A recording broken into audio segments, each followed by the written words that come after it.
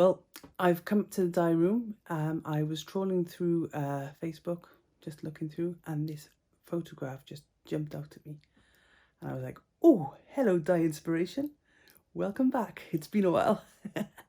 So here's the photograph.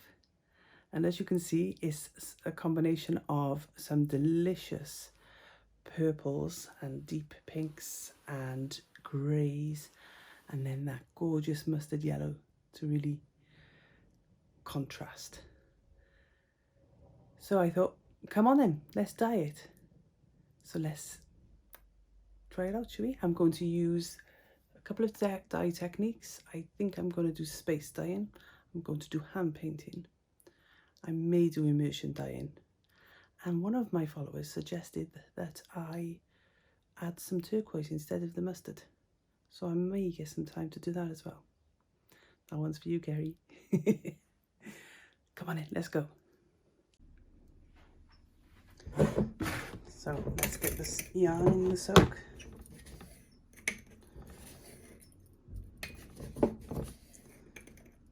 I use citric acid and warm water.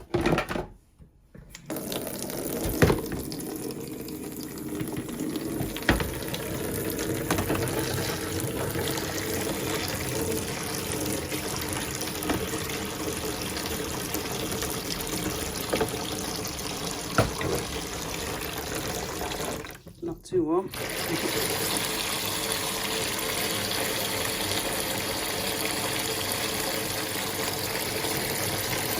Get the yarn.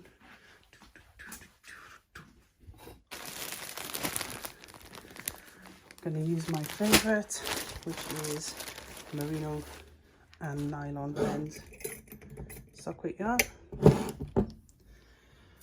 I do that because it gives a nice strength to the yarn and a good drape.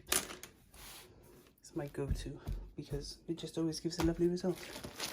It absorbs down the dye nice and quickly as well. Oh, I need to put him away. I'll be there. But then, shall I do more than this? What shall I do? What shall I do? Go on.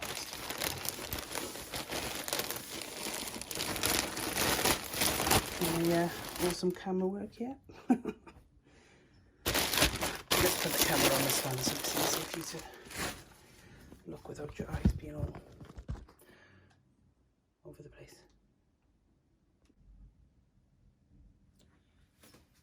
So I like to use reusable zip ties so that I don't have too much stress about untangling it all. So after I make sure that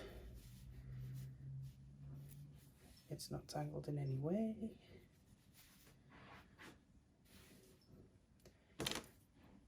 add tie nice and loosely so that you can move the yarn when it's in the dye. Yep. Do that 3 more times.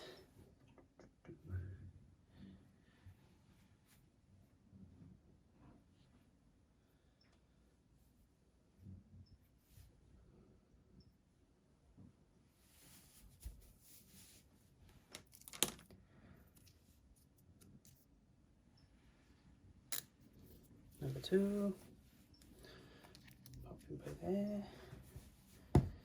Number 3,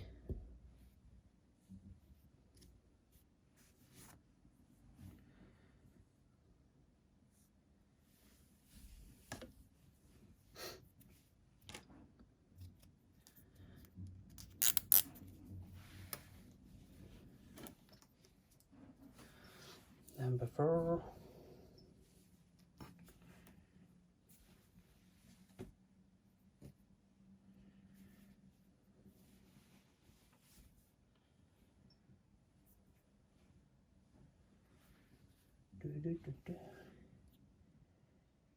Yep, all checked. And then pop them in the soak, which is just up right there.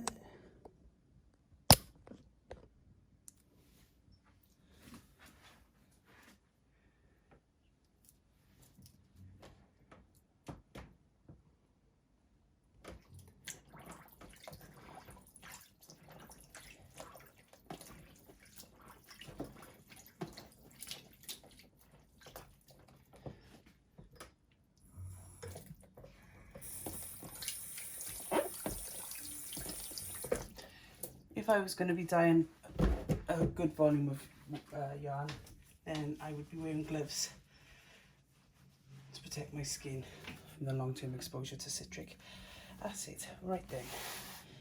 So, next thing is to choose the dyes.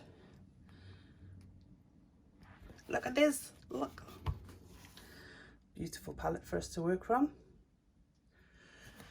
So, because as you know, I work with these colours all the time, I've got a good idea which dyes I'm going to be using today. So if I pop that over there, go to my dye drawers, I'm going to be going with a light grey and a dark grey.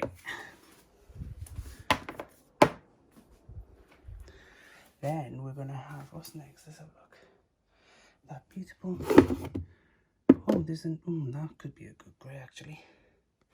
Let's get that, pop that over there. Not that one. This one.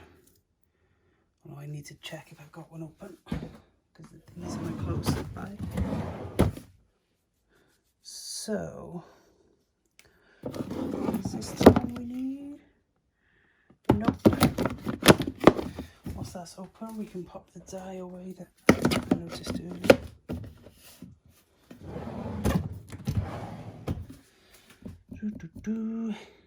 There, that one. Anymore? Now the mustard, I make that from scratch, so I'll have to get those out a bit. So right now I'm looking to see if I've got any of that little pink already open in the small tub. Here we are, yes I do. So same dye, different tubs. So let's go back to the picture. So we've got the dark purpley colour, we've got the dark grey, but that could be a better one because this is quite dark. That's definitely going to be the silver grey, and this is definitely the raspberry colour at the bottom. And then for the mustard, I'm going to need yellow. Are you in there? No. There you are. And I believe the magic ingredient, which I won't be telling you. Ha ha ha. Gotta keep some things to ourselves, haven't we, girls? Alright then. So, yarn's in the soak. Colours are out and ready. I think we'll do hand painted first. So I need to get some fresh pots out to mix up the yarn, to mix up the dyes rather. So, see you in a minute.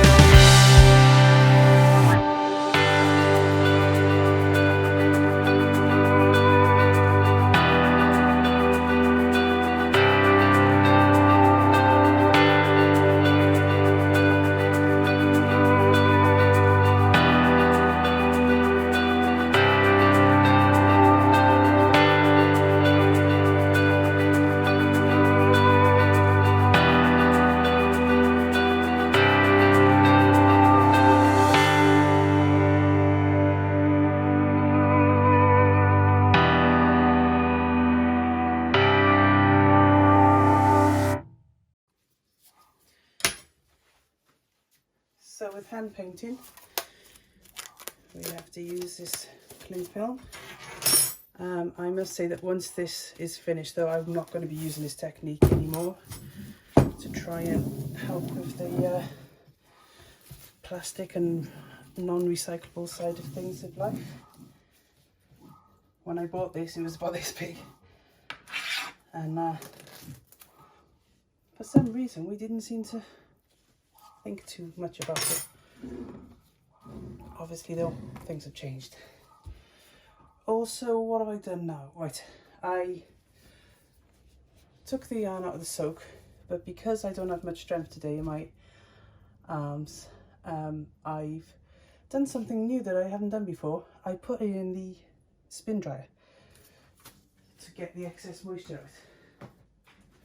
So hopefully that's left the citric acid in.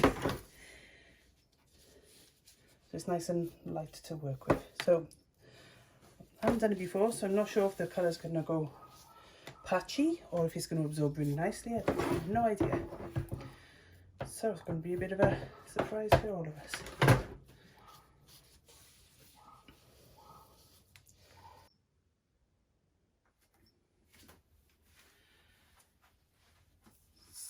So initially we like to lay them down all in a nice neat way, so we can get hopefully an even dispersion of the dye.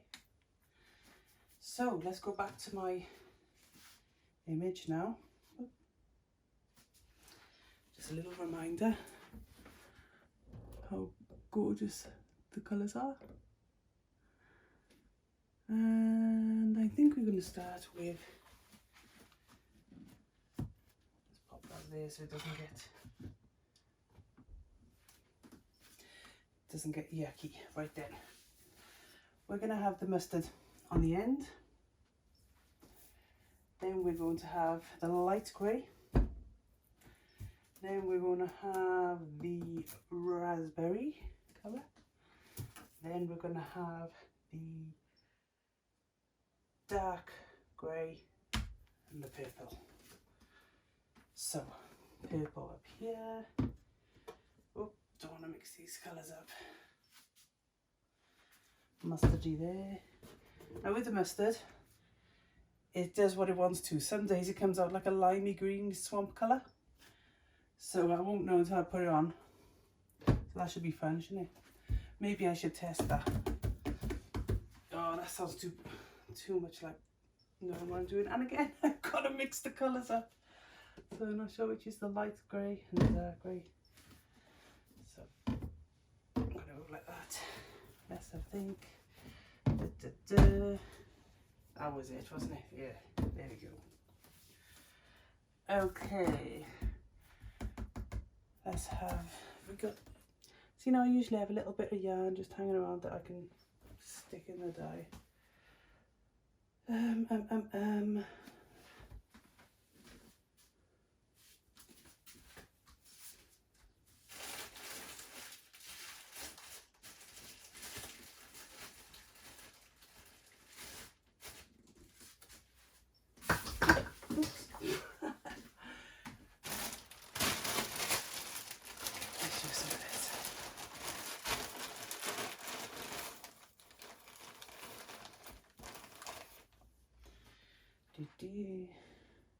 I'll just tie one of the ties a little bit more. Get some scissors, which are over there.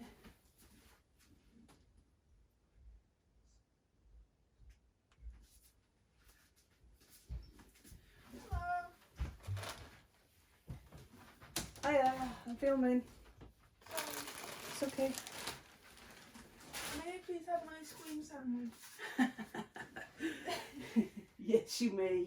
Do you want one? No thanks. Right then, so I've just dripped this in some citric acid wash. Let's get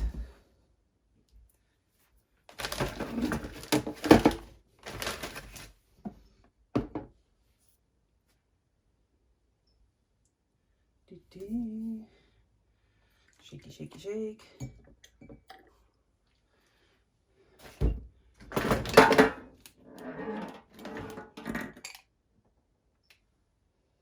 Ew, see? Limey greeny today. Is that showing up? Let's have a look.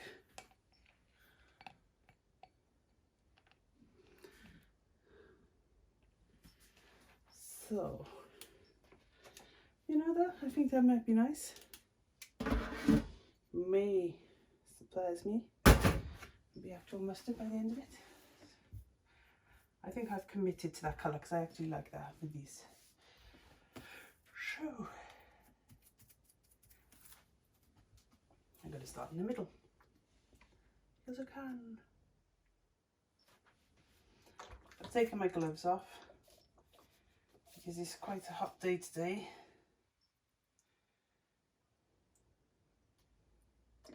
And I don't mind being dyed these colours. Got nowhere special to be tomorrow due to lockdown.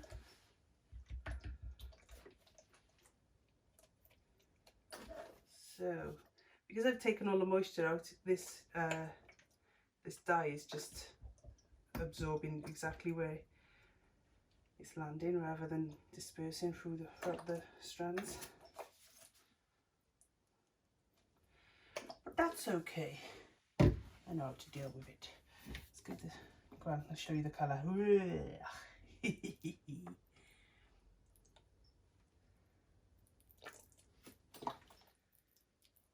There he is. Swampy green.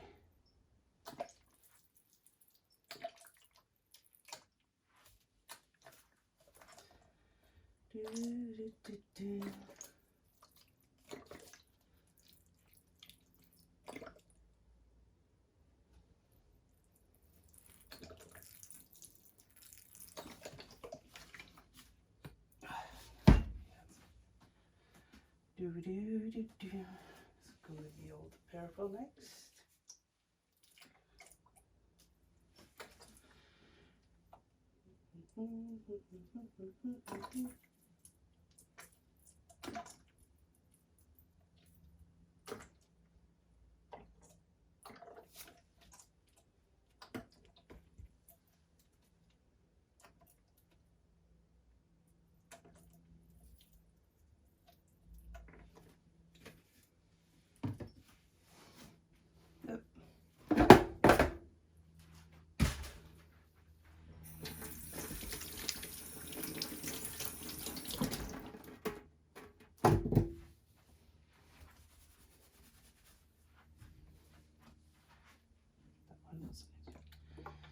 There we go.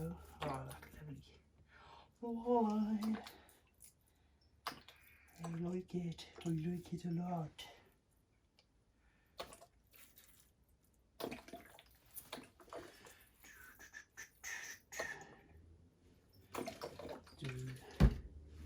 And then the other one.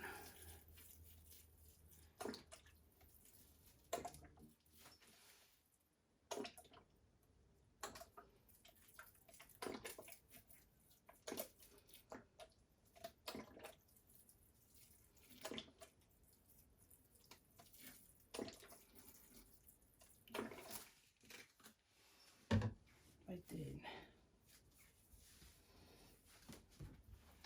Now I'm going to turn it.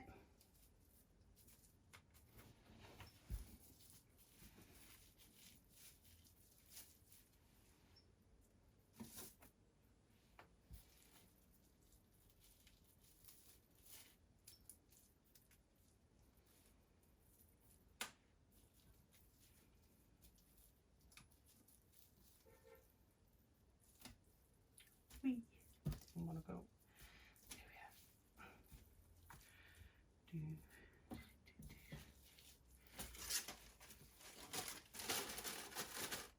Okay, start again.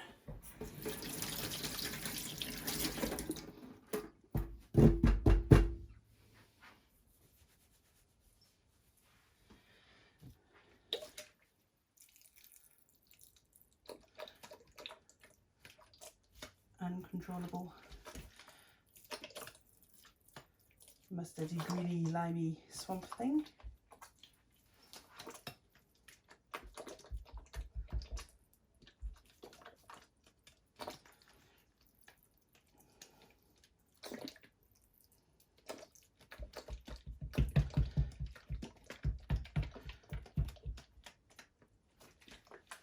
where I live, we have a lot of rain. I live in South Wales, in Wales, in the UK, and we particularly have a lot of rain, so we supply a lot of the reservoirs in England. But although we have a plentiful supply of rain, it means that they switch our reservoirs over and don't tell us. You know, they don't need to tell us. There's no reason for them to tell us, other than the pH level can be a little bit different. The minerals can be a little bit different in each reservoir, and when it comes to dyeing things, that matters. That can change something that should be a mustardy yellow to that limey green.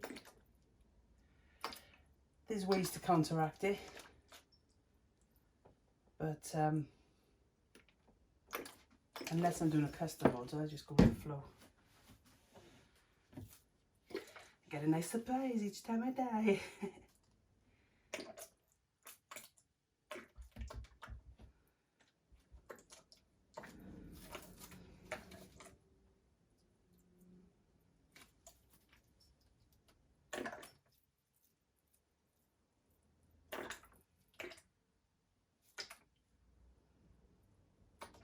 What I'll do when I've applied the dye to this side, roll it all into a long sausage and give it a squeeze all along to get the colours to blend into each other.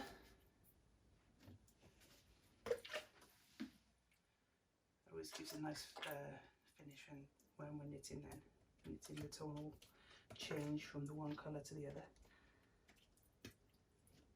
Which is how this looks like it's going to go. Sometimes it can be quite blocky, the jumps between the two colours.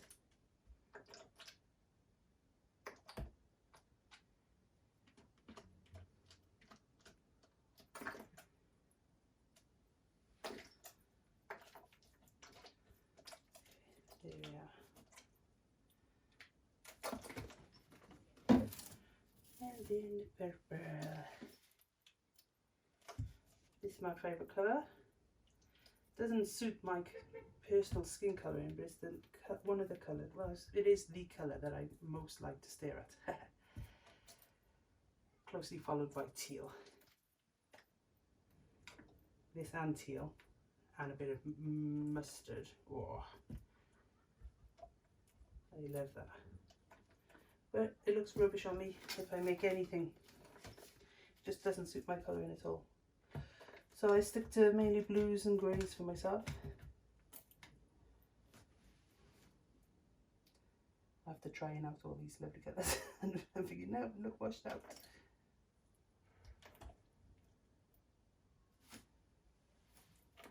Right then.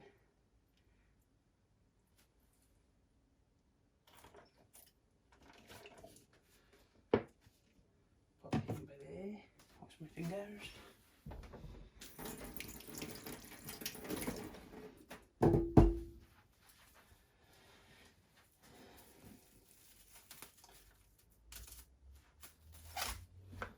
Wipe away any drips that's on the surface.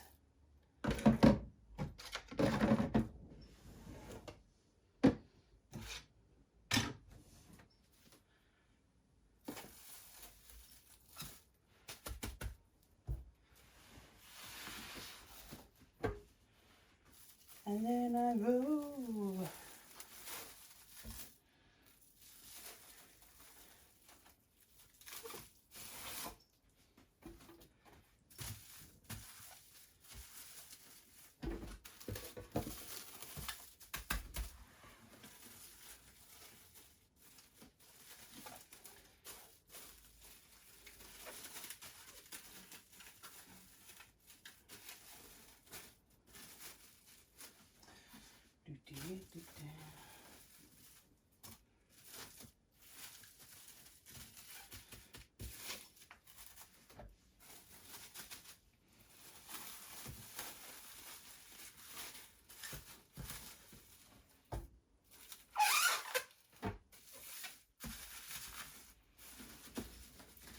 There we go. So just sure it's not on my hands. Let's have a look, see if you can still see that. Yep. I'll bring you closer, I think, to see the actual wash effect.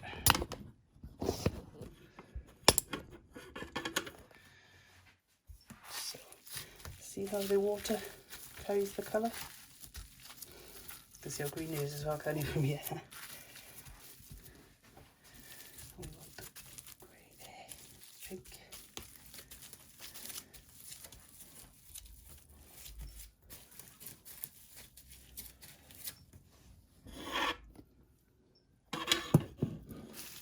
Oh.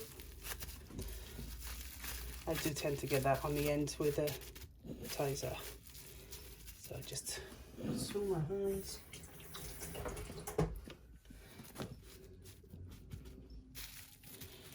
There we are.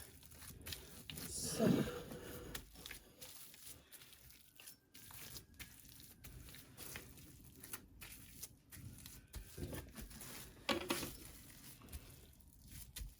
I'm going to turn in. Whoa! That wasn't supposed to happen.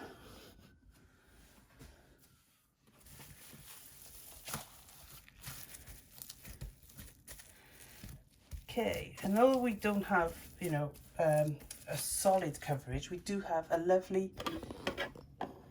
blend. That's going to knit up really nicely.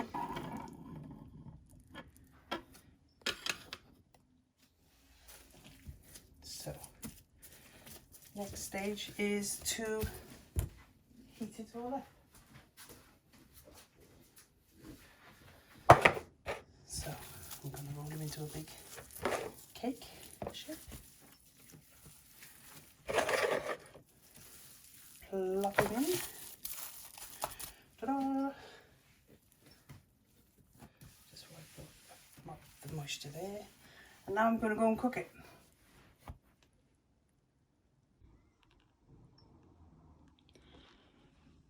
So there's lots to like, lots to not like.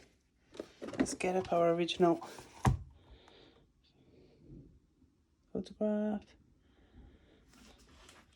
So let's have a little look. Pink, yep. Yellow, nope. Darker grey, not quite. Lighter grey, yes, I'm going to say yes there. Darker purple, maybe a little bit more pinky than we've got. So let's have another go.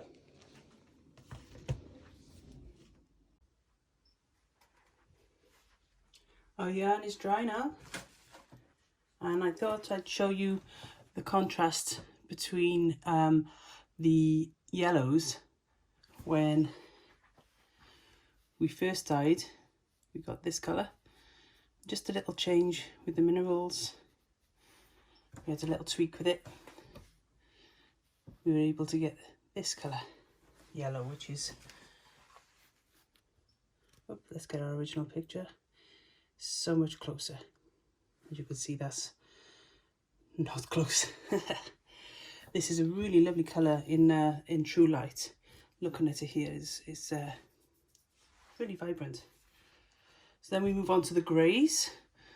Well, as you can see, the grey over here is a nice colour grey, and it does give the striping of the kitty's face and on the legs. It is that sort of grey, but it isn't this grey that we were looking for. Whereas as you can see, this grey that we've ended up with here, again with a few tweaks, is the tone that we were looking for. Then moving on to the lighter one. What I had chosen for the lighter one by here, turns out it was too light. It got swallowed up by the rest of the colour. So we went for a darker one, which was actually this one, because as you can see, it's a better match when all these colours are together. Now on to the lovely raspberry colour, which over here looks a lot brighter when it's stood there on its own. Now the sun is shining, so it's going to look a bit brighter anyway. But with me standing here, there is no difference between this and this. It's a really good representation. As you can see, my camera works not the best with the photos. Holding the iPad, I mean. And then the final colour, I'm going to pick you up for this. As you can see, the blue split. It lit from the red's a bit too much over here. Whereas here, the way it's split has given that lovely textured sort of fabric feel.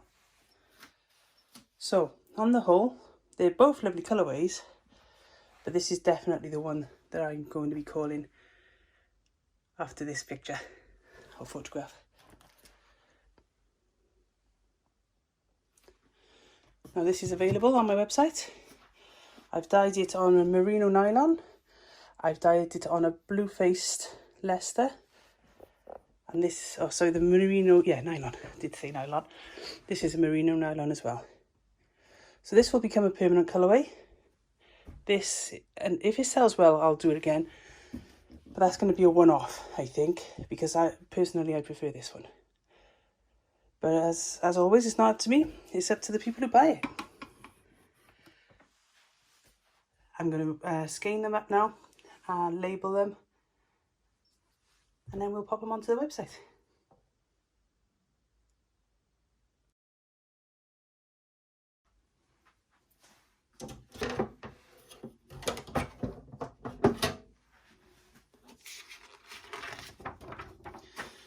So I'm going to see if I can get this to work, because last time I'm going to unlock it by here somewhere.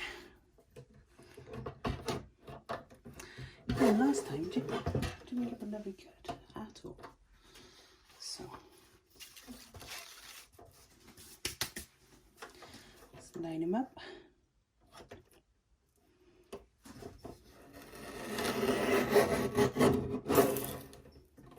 Ah, here they go. There we go. I wonder what I did wrong last time then.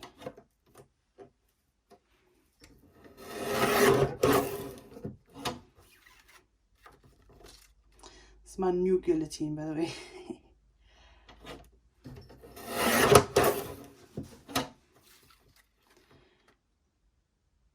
When I get a bit braver, I'll do sheets at a time. Ah, maybe like then. I don't know. Should really look at the instructions of these things, shouldn't I? So how many do I need? I think I need right in. I'll do another sheet.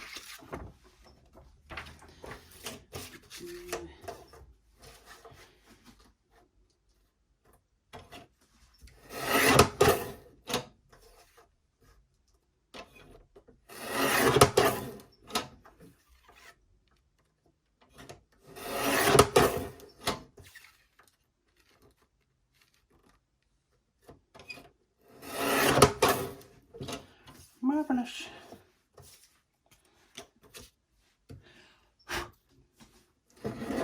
Lock him again. There, he's locked. Yeah, pop him away.